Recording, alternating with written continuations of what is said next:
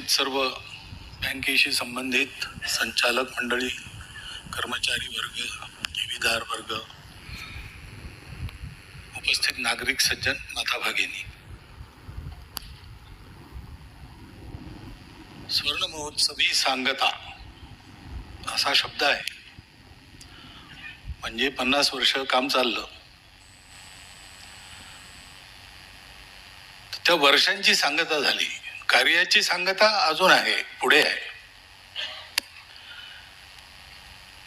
परंतु मनुष्याचं जीवन असो किंवा सार्वजनिक संस्था असो, ती चालणं हाही एक परिश्रमाचा भाग असतो, करण्याचा भाग असतो. पूर्वीच्या काळी माणूस जगणे ही एक आनंदाची गोष्ट होती. त्यामुळे 12 दिवस होतपर्यंत नाव ठेवत नसत. जन्म झाल्यावर 12 दिवस त्यांनी काढले पाहिजेत, म्हणजे मग पुढे राहील असा भरोसा असतो. म्हणून नाव 12व्या दिवशी ठेवायचं. आता पश्चिमी देशांमध्ये अगोदरच नाव वगैरे ठरवून ठेवतात, कारण इतक्या सोयी सवलती झाल्या आहेत की बालमृत्यूंचं प्रमाण कमी झालं आहे. असं जसं माणसाचं आहे तसं एखादी संस्था चालणं ते माणसांवरच अवलंबून आहे.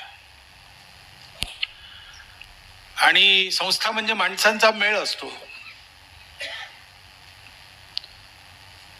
तर माणसाला सगळ्यात अवघड गोष्ट कोणची, तर मिळून चालणे ही आहे. कारण प्रकृतीने प्रत्येक माणसाला आपली स्वतःची विशिष्ट अशी बुद्धी दिली आहे. आणि ती बुद्धी कमी असो की जास्त असो, त्याचा अधिकारही अहंकारही दिला आहे. त्याच्यामुळे एकत्र चालणं ही गोष्ट शिकावी लागते. तसे आपण एकत्र चालतो, नाईलाजाने चालतो, बाजारातून चालतो, लोकलमध्ये थोडं पुढे मागे असं चालतो. त्याला इलाज नसतो. पण त्याच्यात मग धक्काबुक्की होते, भांडणही होतात, सगळंच होतं. आणि मोठा समूह छोट्या समूहात हात विभागलेही जातो. असं न होता नीट चालायचं असेल तर त्याची एक पद्धत आहे. मग पाय जुळवून चाला, एका दिशेने चाला. सम्यक 3D असं म्हणतात, ड्रेसिंग, डायरेक्शन आणि डिस्टन्स. तर ते पर्याप्त अंतर, पुरेसं अंतर ठेवून चालायचं, म्हणजे धक्के लागत नाहीत. पाय जुळवून चालले म्हणजे सगळ्यांची गती नीट होते. आणि एका दिशेला चाललो म्हणजे सगळा प्रवाह एका दिशेने नीट जातो. सार्वजनिक संस्था ही एका अर्थाने सामूहिक चालणं आहे. त्याची एक पद्धत असते, मिळून काम करायचं. तर म्हणजे माणसालाही इतकं कठीण आहे की इंग्रजीत अशी वाक्य आहेत 3 की coming together is beginning, staying together is success आणि वर्किंग टुगेदर, अशा 3 पायऱ्या सांगितल्या आहेत. तर या पायऱ्या नीट पार पाडून एखादी संस्था 50 वर्ष चालणं, 25 वर्ष चालणं, ही गोष्ट ही करायची असते. ती आपोआप होत नाही, ती कठीण गोष्ट असते. त्याच्याकरता पुष्कळ संयम बाळगावा लागतो, टीम वर्क करावं लागतं, स्वतःला मागे ठेवावं लागतं. हे सगळं सांभाळून एखादी संस्था चालली, 25 वर्ष चालली तर रौप्य महोत्सव, 50 वर्ष चालली तर सुवर्ण महोत्सव. हे अगदी तर्कसंगत आहे. आणि ज्या संस्था चांगल्या चालतात त्यांना हे करायचा अधिकारच असतो. त्या संस्थेशी संबंधित सगळ्या लोकांच्या आनंदाचा तो विषय असतो, असायला पाहिजे.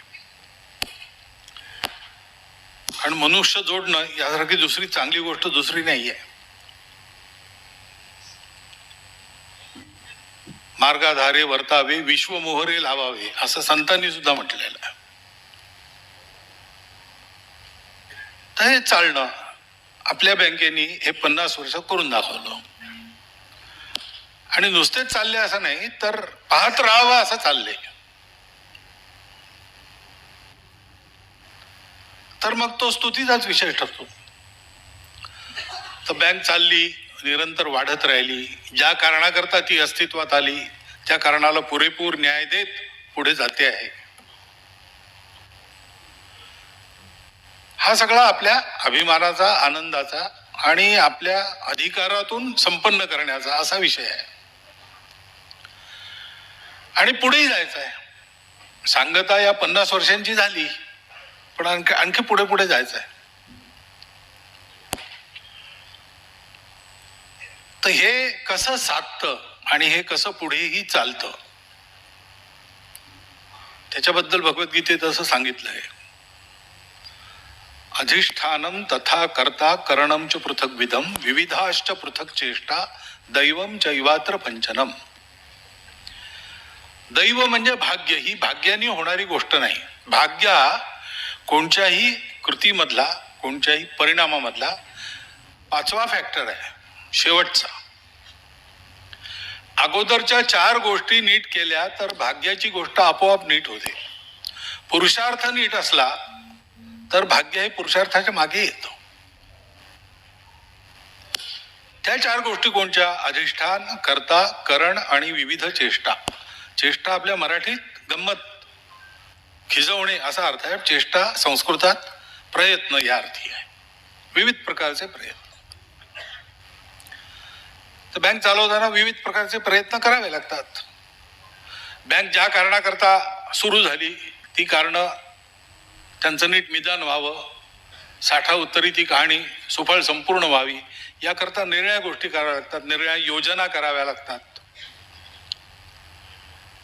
आणि अशी बँक चालवायची एक कार्यपद्धती असते. संचालक मंडळ असतं, त्याचे नियम असतात, बायलॉज असतात, त्याप्रमाणे चालतं. हे रीतीप्रमाणे त्या वेळेची जी रीती असेल त्याप्रमाणे ते नीट करावं लागतं. पण करणारा असतो माणूस, करता, कार्यकर्ता. तो प्रामाणिक निस्वार्थ बुद्धीने तनमन धनपूर्वक कार्य करणारा कार्यकर्ता असेल तर या गोष्टी होतात. आणि तो कार्यकर्ता तसा राहावा, तसा बनावा आणि तसा राहावा या दोन्ही करता एखादी गोष्ट करायची तर त्याच्या संकल्पामागे विचारांचं अधिष्ठान हे शुद्ध आणि पक्का असावं लागतं. बँक हा आर्थिक जगातला एक उपक्रम आहे. सहकारी बँक याचा सहकारी जगताशी संबंध आहे. मग अशी एक शब्द आला की मर्चंट कोऑपरेटिव्ह बँकेचं विलीनीकरण झालं. तर मर्चंट कोऑपरेटिव्ह बँक आणि कल्याण जनता सहकारी बँक शब्दांमध्ये अंतर आहे. ती मर्चंट कोऑपरेटिव्ह बँकही नीट चाललीच असेल, चांगल्या अर्थाने चांगल्या अधिष्ठानावर चालली असेल, पण केवळ शब्दार्थ घेतला तर लक्षात येतं बँकिंग हे काय आहे. हा एक व्यवसाय आहे.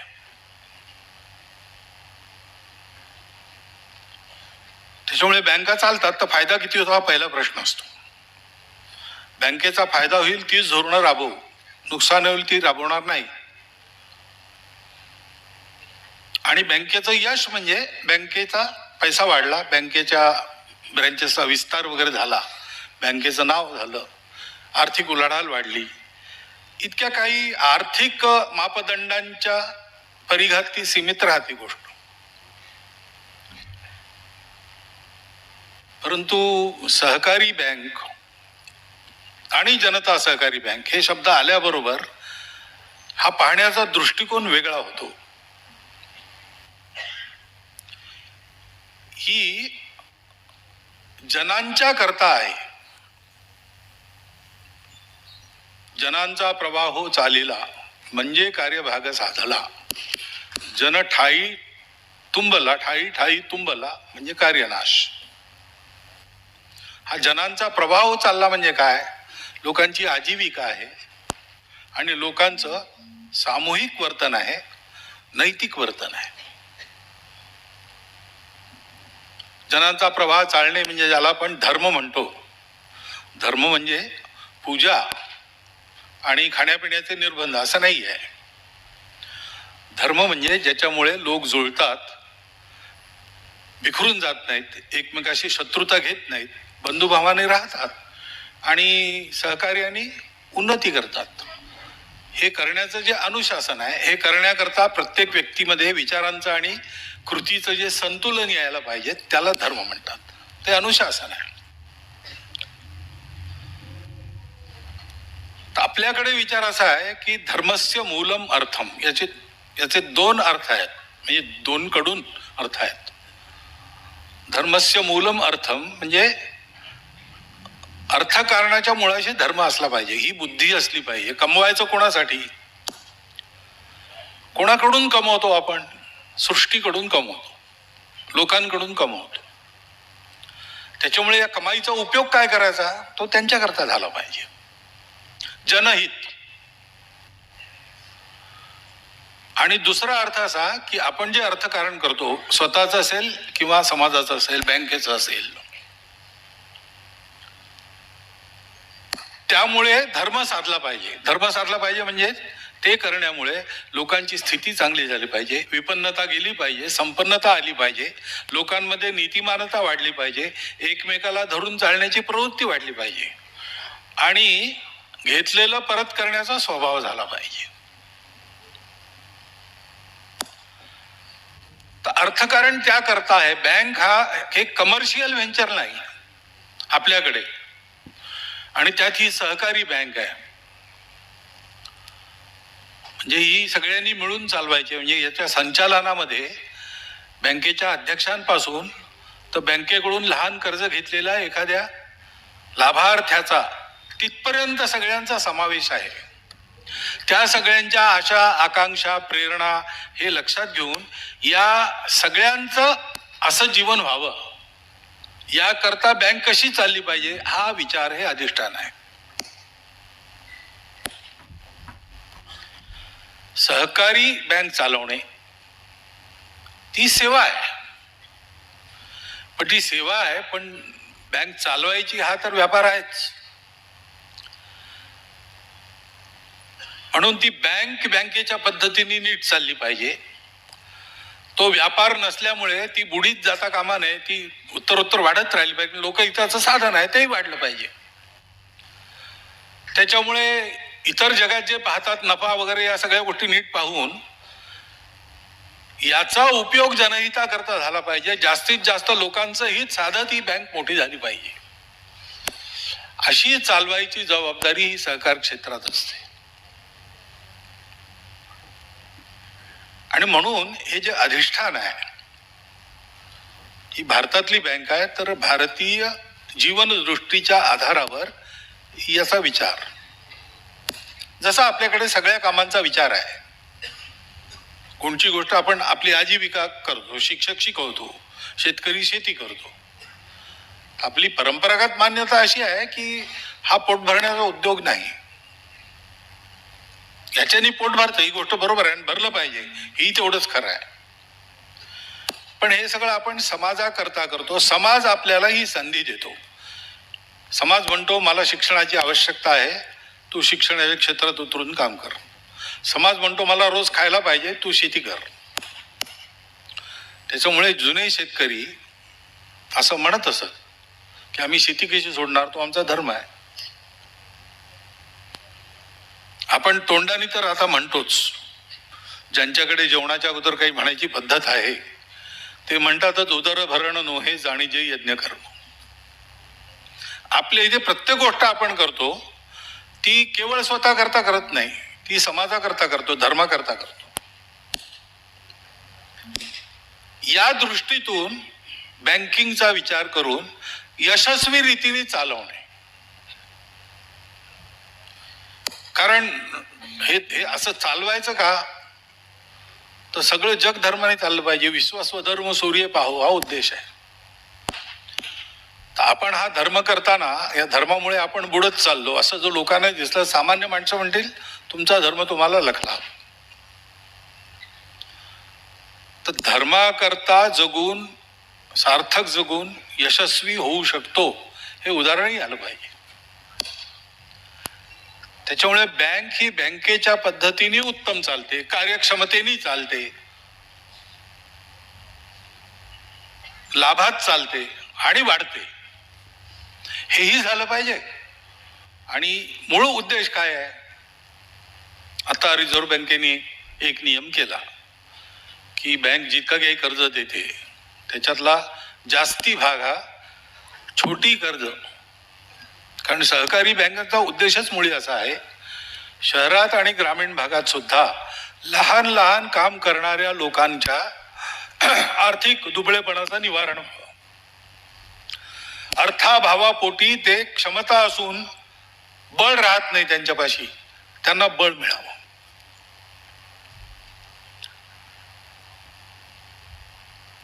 आपल्या इथे सहकारी तत्वावर बँकिंग सुरू झालं, त्याच्या पाठीमागे उद्देश आहे ग्रामीण भागात शहरामध्ये सुद्धा लहान लहान काम करणारी लोक असतात, त्यांना पैशाची गरज असते, पैसे मिळत नाहीत, बँक त्यांना कर्ज देते आणि करणाऱ्यांचा अनुभवही हा असेल असं मला वाटतं. कारण एका ठिकाणी मी पाहिलं, नागपूरला सहकारी बँकेने अशी कर्ज दिली, भल्या लोकांच्या शब्दाखातर दिली, योजना करून दिली आणि सगळी 100% रिकव्हरी वेळेवर झाली. कारण हा लहान माणूस तो छोट हे करून आपलं घर सजवतो, आपलं कुटुंब चालवतो, तर त्याच्या मनात परमेश्वर जागृत आहे, त्याच्यामुळे तो बुडवायचा विचार करत नाही, तो वेळेवर देतो. तर असं या वर्गापर्यंत गेलं पाहिजे आर्थिक बळ, ह्याच्याकरता झालं सुरू. तर ते किती होतं असं पाहत पुढे पुढे जायचं आणि मग त्याच्याकरता पुन्हा हे अधिष्ठान त्या कर्त्याला असलं की मग संस्कारांच्या आधारावर तो हे चांगलं काम करतो. म्हणून सहकार भारतीच्या बोधवाक्यात आहे, बिना सहकार नाही उद्धार, बिना संस्कार नाही सहकार. तर समाजातले लोक एकत्र येतात, ते बँक यशस्वी चालवतात आणि ते करत असताना ते पाहतात की या बँकेचा उपयोग अशा लोकांना होईल. त्यांच्या मनाला स्वार्थ शिवत नाही, त्यांच्या मनाला त्या बँकेत मिळणाऱ्या अधिकार पदाची लालसा नसते, तिथे त्यांनी असलं पाहिजे हे आवश्यक आहे म्हणून ते असतात. जितकं राहणं आवश्यक आहे तितकं राहतात. पद आणि पैसा बाळगून आणि चालवून सुद्धा पद आणि पैसा याविषयीचं आकर्षण त्यांच्या मनात येत नाही. हा सगळा संस्कारांचा भाग आहे, त्याच्यामुळे कार्यकर्ते काम करतात. आणि सहकारी चळवळीमध्ये भारतातल्या स्वयंसेवकांच्या सहभागातून अशी उदाहरणं ठिकठिकाणी उभी झालेली आहेत. उत्तम यशस्वी सहकारी संस्था, अधिकाधिक सामान्य लोकांना आर्थिक दृष्टीने उभं करणारी संस्था, आणि हे सगळ्या करत असताना त्यांना चांगल्या सवयी लागतील आणि या बँकेतून राष्ट्रीय विचारांचा, संस्कारांचा, राष्ट्राकरता जे जे आवश्यक असेल ती प्रवृत्ती आणि ते उपक्रम उभं करण्याचा प्रयत्न हा सतत चालतो असं पाहायला मिळेल. अशी उदाहरणं उभी झाली. कार्यकर्त्यांच्या, संस्कारित कार्यकर्त्यांच्या अशा निरलस प्रयत्नांचं फळ ही आपली कल्याण जनता सहकारी बँक आहे. आणि त्याच्यामुळे त्यांना हे माहीतच आहे की 50 वर्ष आपण संपन्न करतो, तर ती याकरता संपन्न करतो की या निमित्ताने एक पुनरावलोकन होतं, आपण स्मरणिका वगैरे छापतो, कोणत्या परिस्थितीतून आपण गेलो आहोत, कठीण परिस्थितीमधूनही आपण का तगलो, ज्या कारणाने आपण त्या परिस्थितीत तगलो त्याच कारणाने पुढच्या अनुकूलतेच्या परिस्थितीतही तगू, असा नियमच आहे. इम्युनिटी हा शब्द आता आपल्या सगळ्यांना परिचित झालेला आहे कोरोनामुळे. ती इम्युनिटी